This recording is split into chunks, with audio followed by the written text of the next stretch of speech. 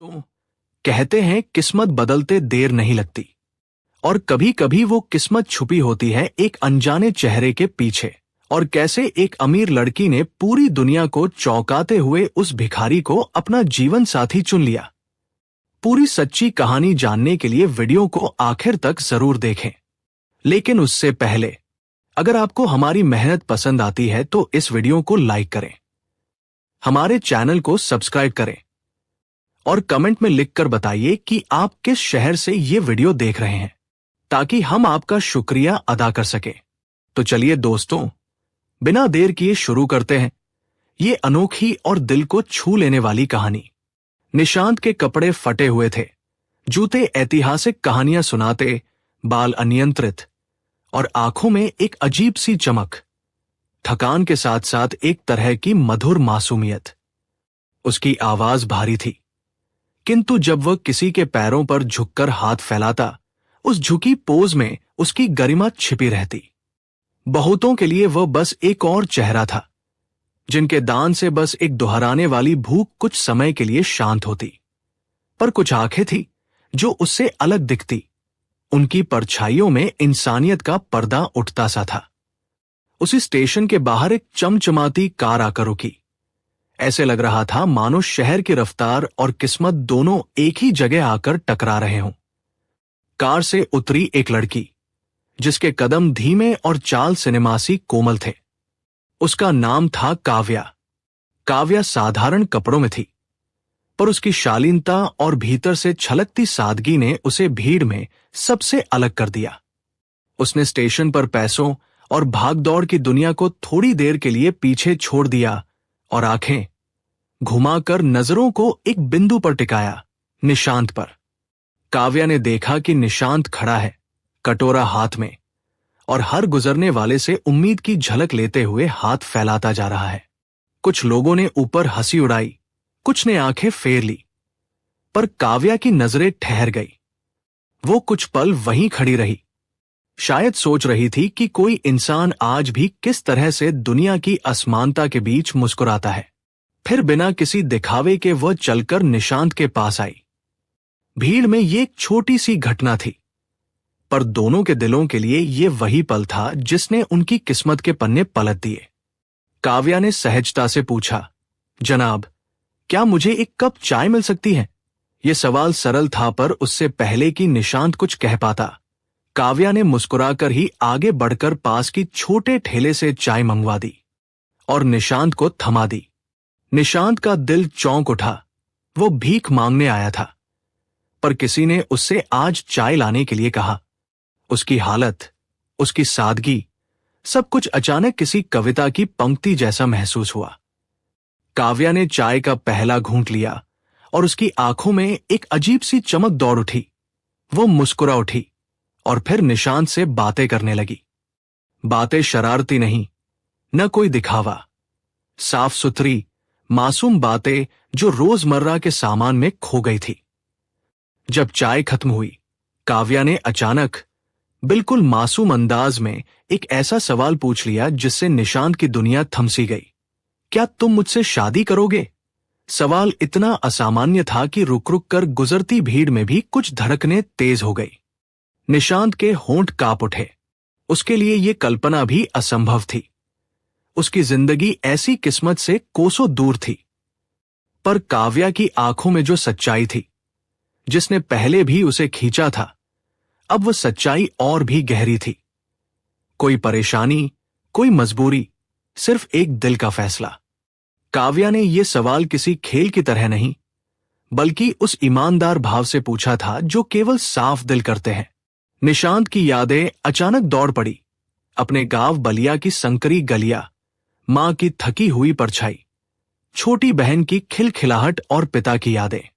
भीख मांगते हुए उस छोटे कटोरे से जो आवाज आती थी, वो आवाज कभी कभी शबाब बौ ख्वाबों को दबा देती थी। पर आज काव्या के शब्दों में एक उम्मीद झलक रही थी। वो उम्मीद जो उसे बताती थी कि इंसानियत की कीमत किसी नाम और पद से नहीं, दिल की सादगी से जुड़ी होती है। भीड़ की हलचल में निशांत ने गहरी सांस ली। उसके होठों पर एक हल्की सी नक्काशी सी मुस्कान आई। वो मुस्कान जिसमें शर्म, हैरानी और किसी बार बार लौट आने वाली उम्मीद का मिश्रण था। उसने जवाब दिया। शब्द हल्के थे पर इरादा पक्का। आप, मैं, ये सब मुमकिन नहीं लग रहा, पर मैं इंसान हूं। और इंसानियत का साथ कब कहां किस मोड़ पर बदल दे, कौन बतलाता है? काव्या ने सिर हिलाकर कहा, बस पहले इतना काफी है। और दोनों के बीच वो पहचानी न जाने वाली पर मजबूत कड़ी बन गई। एक नजर, एक मुस्कान और एक सवाल जिसने सब कुछ बदलने की ठान ली थी। इस तरह स्टेशन की हल्की सी सुबह ने एक नई दास्तां की शुरुआत कर दी। निशांत, वो भिखारी जिसने जिंदगी की कई कसौटियां देखी थी, और काव्या, वो लड़की जिसे अपनी सादगी से दुनिया की भीड़ नहीं रोकेगी। दोनों की मुलाकात एक प्याली चाय और एक सरल सवाल से जुड़ गई। ये मुलाकात सिर्फ एक क्षण नहीं थी, ये वह बीज था जो आने वाले हिस्सों में एक विशाल पेड़ बनकर फल देगा। काव्या के अचानक पूछे सवाल के बाद निशांत का दिल जैसे थम गया था। सामने खड़ी लड़की किसी राजकुमारी से कम नहीं थी और वो खुद स्टेशन के कोने में बैठा एक भिखारी। ये विरोधाभास उसके दिल में बिजली की तरह कड़क गया। लेकिन दोस्तों, उसकी असली कहानी यहीं से शुरू होती है। निशांत की जिंदगी रोज भूख और मजबूरी के बीच उलझी हुई थी। सुबह होते ही वो स्टेशन के कोने में अपनी जगह पकड़ लेता। हाथ में एक पुराना टूटा फूटा कटोरा होता और पैरों में चप्पलें जो बरसों पहले ही टूट चुकी थी। भीड़ में हजारों लोग आते जाते, पर बहुत कम लोग होते जो उसकी तरफ देखते। कोई सिक्का डाल देता, कोई ताना मारकर निकल जाता, और कोई उसकी तरफ देखना भी गवारा नहीं करता। उसका दिन ऐसे ही कटता। कभी कभी उसे इतना मिल जाता कि रात का खाना बन सके, और कई बार ऐसा भी होता कि भूखा पेट लिए ही उसे प्लेटफॉर्म की ठंडी फर्श पर सोना पड़ता। लेकिन फिर भी उसकी आंखों में उम्मीद की लौ बुझती नहीं थी। वह सोचता था, शायद कल कुछ बेहतर होगा। मगर असलियत यह थी कि हालात ने उसे मजबूर कर दिया था। पिता की अचानक हुई मौत ने पूरे घर की कमर तोड़ दी थी। मां बीमार रहती थी और छोटी बहन की पढ़ाई का सपना अधूरा ही रह गया था। मजबूरी में निशांत ने गांव छोड़कर मुंबई का रुख किया था। सोचा था कि यहां आकर मजदूरी करेगा, कोई छोटा मोटा काम मिलेगा। लेकिन भीड़ भाड़ वाले इस शहर में किसे किसकी परवाह थी। काम मांगने गया तो कपड़े देखकर ही लोग धक्का दे देते, और फिर धीरे धीरे मजबूरी ने उसे उसी जगह ला पटका, रेलवे स्टेशन पर भीख मांगना। भिखारी कहलाना उसके लिए सबसे बड़ा दर्द था। जब कोई बच्चा मां की उंगली पकड़कर उसके पास से गुजरता और पूछता, मां, ये अंकल काम क्यों नहीं करते, तो उसका दिल भीतर से रो पड़ता। पर क्या करता? उसने कोशिश की थी काम करने की, पर भूख और बदन की कमजोरी ने हर बार उसे हार मानने पर मजबूर कर दिया। फिर भी निशांत अलग था। उसकी आंखों में एक मासूमियत थी, एक अपनापन। कई मुसाफिरों ने कहा था कि जब वह मुस्कुराता है तो भूख और गरीबी भी पल भर के लिए छोटी लगने लगती है। उसकी यही मासूम मुस्कान लोगों के दिल में उतर जाती थी। और शायद यही वजह थी कि काव्या उसके पास आकर रुक गई थी। उसने भीड़ में हजारों चेहरों को देखा होगा, लेकिन ठहरी थी तो उस पर, एक भिखारी पर। उस दिन जब काव्या ने उससे चाय मंगवाई थी और फिर मुस्कुराते हुए बातें की थी, तो निशांत को लगा मानो दुनिया अचानक बदल गई हो। उसके लिए ये सब सपने जैसा था। कौन सोच सकता है कि कोई अमीर, सुंदर और शालीन लड़की उसके पास आकर बैठ जाएगी, उससे बात करेगी, और फिर अचानक शादी का सवाल पूछ लेगी। निशांत भीतर ही भीतर कांप रहा था। उसे पता था कि उसकी हालत देखकर लोग सिर्फ मजाक उड़ाते हैं। अगर किसी को ये घटना सुनाए तो लोग कहेंगे कि ये तो पागलपन है। लेकिन दोस्तों, कभी कभी किस्मत वही करती है जो इंसान सोच भी नहीं सकता। उस दिन जब भीड़ अपनी अपनी राह चली गई और काव्या भी वहां से चली गई, निशांत देर तक वहीं बैठा सोचता रहा। उसकी हथेलियों में अभी भी उस चाय की गर्माहट बाकी थी और कानों में काव्या की आवाज गूंज रही थी, क्या तुम मुझसे शादी करोगे? उस रात निशांत ने प्लेटफॉर्म पर सोते हुए आसमान की तरफ देखा। बारिश की नमी जमीन से उठ रही थी और वो बुदबुदाया, भगवान, अगर ये सपना है तो इसे मत तोड़ना, और अगर हकीकत है तो मुझे हिम्मत देना। लेकिन दोस्तों, ये तो बस शुरुआत थी। किस्मत ने उसके लिए अभी और इम्तिहान रखे थे। अगले कुछ दिनों में ऐसा होने वाला था जो न सिर्फ निशांत की जिंदगी बदल देगा, बल्कि ये साबित कर देगा कि इंसानियत सबसे बड़ी ताकत होती है। दोस्तों, जिंदगी अक्सर वहीं से पलटती है जहां हमें लगता है कि सब थम चुका है। निशांत के लिए वह पल आया एक बरसाती दिन में। सावन की पहली भारी बारिश हो रही थी। पूरा स्टेशन पानी से भर गया था। छत से टपकती धाराएं, प्लेटफॉर्म पर फैला कीचड़ और भीगी भीड़। हर कोई भाग रहा था कि कहीं भीग न जाए, कहीं कपड़े गंदे न हों, कहीं देर न हो जाए। निशांत अपने उसी कोने में बैठा था। उसका झोला भीग चुका था। कटोरे में पड़े सिक्के पानी में तैर रहे थे। वह अपने हाथों से बार बार कटोरे को बचाने की कोशिश कर रहा था, लेकिन तभी उसकी नजर दूर पड़ी। वह थी काव्या, वही लड़की जिसने कुछ दिन पहले चाय के बहाने उससे बातें की थी और हंसते हंसते एक सवाल छोड़ गई थी जिसने उसकी दुनिया हिला दी थी। आज वो अकेली प्लेटफॉर्म पर खड़ी थी। बारिश ने उसके कपड़े भिगो दिए थे, बाल चेहरे पर चिपक गए थे और पूरा शरीर कांप रहा था। उसके चेहरे पर घबराहट थी, आंखों में गहरी उदासी। निशांत उठकर खड़ा हुआ। उसे समझ नहीं आया कि क्या करे। उसके पास न रेनकोट था, न छाता, न गर्म कपड़े। वो सिर्फ एक भिखारी था। लेकिन दोस्तों, दिल इंसान का होता है, हालत का नहीं। अगले ही पल काव्या लड़खड़ाई और धड़ाम से जमीन पर गिर पड़ी। भीड़ वही थी। हजारों आंखें उसे देख रही थी, पर किसी के कदम आगे नहीं बढ़े। किसी को अपनी गीली जेब की चिंता थी, किसी को बीमार पड़ने का डर। सबने बस देखा और आगे बढ़ गए। लेकिन निशांत, वह एक पल भी नहीं रुका। उसने भीड़ को चीरते हुए दौड़ लगाई और भीगते हुए काव्या के पास पहुंचा। उसने उसे गोद में उठा लिया। उसके हल्के बदन से ठंड झलक रही थी। होठ नीले पड़ गए थे। निशांत का दिल दहशत से भर गया। कोई मदद करेगा? उसने चिल्लाकर कहा, लेकिन जवाब वही था, सन्नाटा और अनदेखी। निशांत कांपते हाथों से एक ऑटो रिक्शा रोका। ड्राइवर पहले हिचका, लेकिन निशांत की आंखों में वह जज्बा देखकर उसे इनकार न कर सका। दोनों को लेकर वह सीधे नजदीकी छोटे अस्पताल की तरफ भागा। अस्पताल पहुंचते ही डॉक्टरों ने सबसे पहले पूछा, पैसे? निशांत ने बिना सोचे अपने कटोरे से निकाले सारे सिक्के और मुट्ठी भर छोटे नोट डॉक्टर के हाथ पर रख दिए। वह वही पैसा था जिसे उसने अगले हफ्ते मां को भेजने के लिए बचाया था। पर उस वक्त उसके लिए एक अजनबी लड़की की जान बचाना ज्यादा जरूरी था। इलाज शुरू कीजिए, जल्दी कीजिए। उसकी आवाज कांप रही थी। डॉक्टरों ने इलाज शुरू किया। निशांत अस्पताल के बाहर बेंच पर बैठा रहा। बारिश से भीगा शरीर, गंदे कपड़े, थका चेहरा, लेकिन आंखों में सिर्फ दुआ। वो बुदबुदाता रहा, भगवान, इसे ठीक कर दो, इसकी जिंदगी बचा लो। घंटों बाद डॉक्टर बाहर आए। उनके चेहरे पर मुस्कान थी। अब चिंता की कोई बात नहीं, लड़की खतरे से बाहर है। निशांत ने राहत की सांस ली। उसका पूरा शरीर जैसे हल्का हो गया। उसने हाथ जोड़कर धन्यवाद कहा और बिना कुछ पूछे चुपचाप अस्पताल से निकलने लगा। उसे न किसी इनाम की चाह थी, न पहचान की।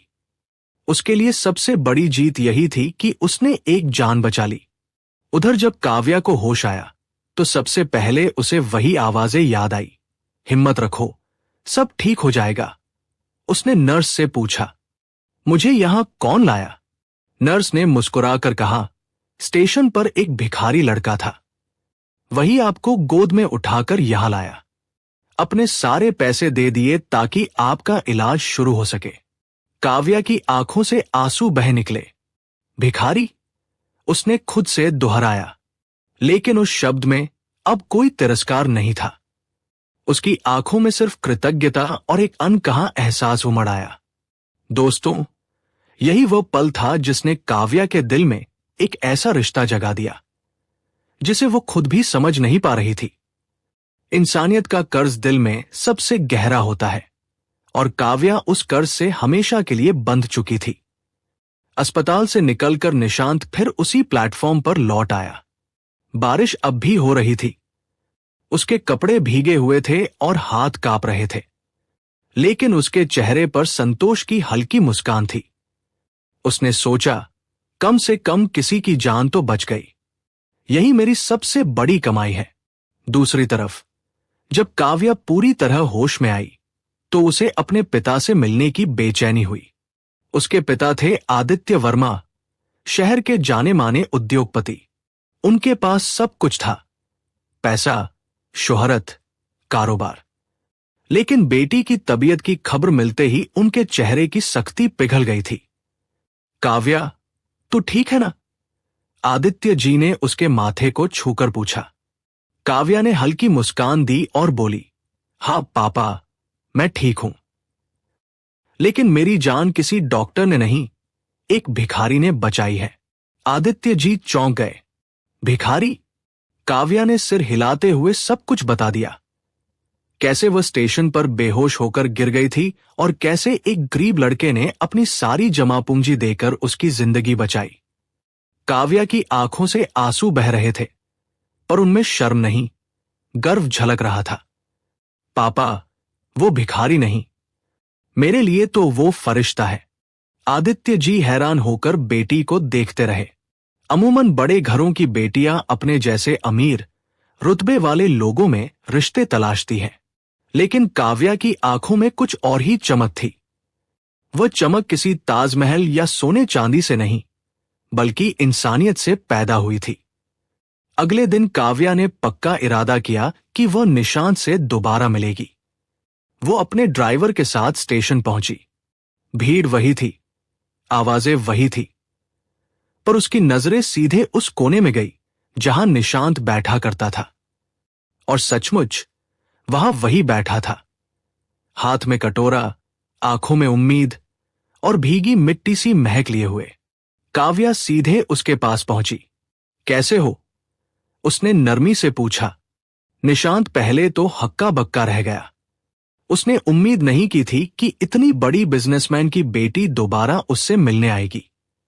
वो शर्म से सिर झुकाकर बोला, मैं ठीक हूं। लेकिन आप यहां? काव्या मुस्कुराई। तुम्हें धन्यवाद कहना था। अगर उस दिन तुम न होते तो शायद मैं आज यहां खड़ी न होती। निशांत ने हाथ हिलाकर कहा, मुझे धन्यवाद मत कहिए। मैंने तो वही किया जो मेरी इंसानियत कह रही थी। काव्या की आंखें भर आई। उसने कहा, तुम्हें पता है, तुम जैसे लोग बहुत कम मिलते हैं। लोग अमीर होकर भी दूसरों की मदद नहीं करते, और तुमने तो अपना सब कुछ दांव पर लगा दिया। मेरे लिए तुम भिखारी नहीं हो, मेरे लिए तुम सबसे अमीर इंसान हो। निशांत के दिल में जैसे तूफान उठ गया। किसी ने पहली बार उसे भिखारी कहकर नहीं, इंसान कहकर पहचाना था। उसके होंठ कांपने लगे, आंखें नम हो गई। उसने कटोरे को कसकर पकड़ लिया। यही कटोरा उसकी जिंदगी का प्रतीक था। काव्या जी, मैं आपके लायक नहीं हूं। मैं तो बस एक गरीब इंसान हूं जिसके पास कुछ नहीं। काव्या ने उसकी बात बीच में ही काट दी। तुम्हारे पास दिल है, और वही सबसे बड़ी दौलत है। उस दिन के बाद काव्या अक्सर स्टेशन पर आने लगी। कभी वह चुपचाप उसके पास बैठ जाती, कभी उसे कुछ खाने को दे देती, कभी बस बातें करती। धीरे धीरे दोनों के बीच एक अजीब सी दोस्ती जन्म लेने लगी। निशांत अब भी उसे दूर रखने की कोशिश करता, लेकिन दिल के किसी कोने में उसे लगता कि शायद ये रिश्ता ऊपर वाले ने ही लिखा है। काव्या ने एक दिन हिम्मत करके अपने पिता से कह दिया, पापा, मैं निशांत से शादी करना चाहती हूं। आदित्य जी स्तब्ध रह गए। उन्हें लगा ये सिर्फ एक भावुकता है, एक गलती है। उन्होंने बेटी को समझाने की कोशिश की। बेटा, सोच समझ कर फैसला ले। दुनिया क्या कहेगी? तू करोड़पति की बेटी है और वो। लेकिन काव्या ने शांत स्वर में कहा, पापा, दुनिया का क्या है, आज हंसेगी, कल भूल जाएगी। लेकिन अगर मैं उस इंसान को खो दूं जिसने मेरी जान बचाई, जिसने बिना स्वार्थ के मेरे लिए सब कुछ दांव पर लगा दिया, तो मैं खुद को कभी माफ नहीं कर पाऊंगी। आदित्य जी चुप हो गए। उन्होंने बेटी की आंखों में झांका। वहां न कोई जिद थी, न कोई मोहमाया, वहां बस सच्चा प्यार था। और सच्चे प्यार के आगे पिता का दिल भी झुक गया। अगर वो तुझे खुश रख सकता है तो मेरे लिए यही सबसे बड़ी दौलत है, उन्होंने धीरे से कहा। दोस्तों, यही था वो पल जिसने भिखारी निशांत को एक नई पहचान दी। अब वो सिर्फ स्टेशन का कोना नहीं था, बल्कि एक ऐसे इंसान की परिभाषा बन गया था जिसने दुनिया को इंसानियत और सच्चे प्यार की ताकत दिखा दी। काव्या के पिता आदित्य वर्मा ने बेटी की जिद और उसकी आंखों में सच्चे प्यार की चमक देखकर आखिरकार हामी भर दी। उन्होंने ये मान लिया कि इंसान की असली कीमत उसके कपड़ों या दौलत से नहीं, बल्कि उसके दिल से होती है। और निशांत का दिल किसी हीरे से कम नहीं था। शहर में ये खबर आग की तरह फैल गई। करोड़पति की बेटी करेगी शादी एक भिखारी से। अखबारों में हेडलाइन बन गई। लोग तरह तरह की बातें करने लगे। कोई इसे पागलपन कह रहा था, कोई इसे सदी का अनोखा मिलन। लेकिन काव्या और निशांत के लिए ये बातें अब मायने नहीं रखती थी। शादी का दिन आ पहुंचा।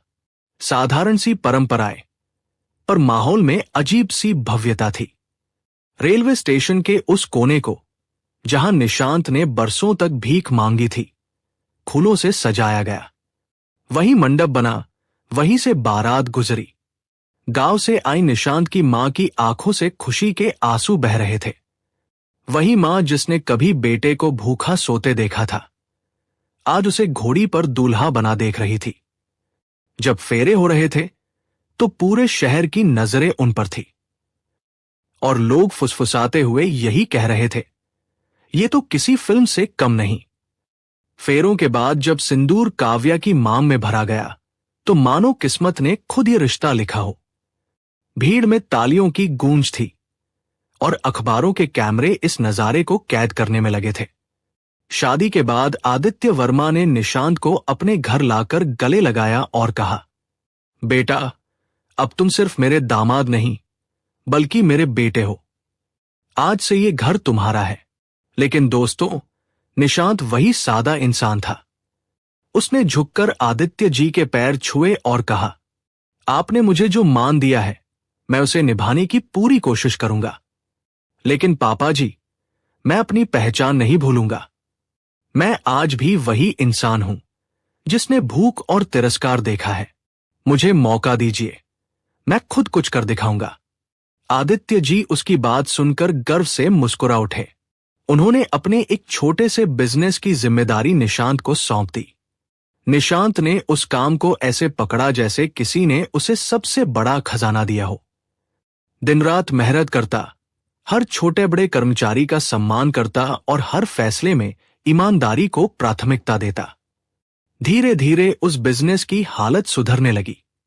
जहां पहले घाटा था, वहां मुनाफा दिखने लगा। कर्मचारी अक्सर कहते, साहब भिखारी रहे होंगे, पर दिल से तो राजा है। काव्या भी हर कदम पर उसका साथ देती।